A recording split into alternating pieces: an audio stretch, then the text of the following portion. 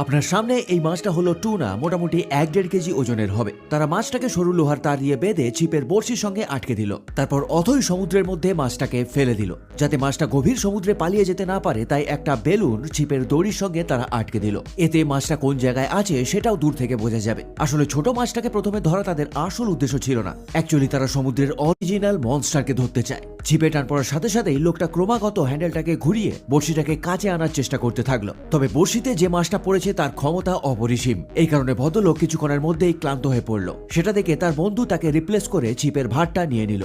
তবে এই ভদ্রলোক একটু ঠান্ডা মাথায় কাজ করতে থাকলো, কারণ সে জানতো এই বিশাল মাছটাকে ক্লান্ত হতে অনেকটা টাইম লেগে যাবে। তাই তাড়াহুড়ো করার কোনো দরকার নেই। কয়েক ঘন্টার পরিশ্রমের পর অবশেষে ওই বিশাল মাছটা ক্লান্ত হয়ে যায় এবং সমুদ্রের উপরের স্তরের দিকে চলে আসে। তবে এটাও একটা ডেঞ্জারাস মোমেন্ট, কারণ এই মুহূর্তেও মাছটা পালিয়ে যেতে পারে। তাই মাছটা তাদের বোটের কাছে আসার সাথে সাথেই তারা একটা বল্লম ছুড়ে মারল মাছটার দিকে, যার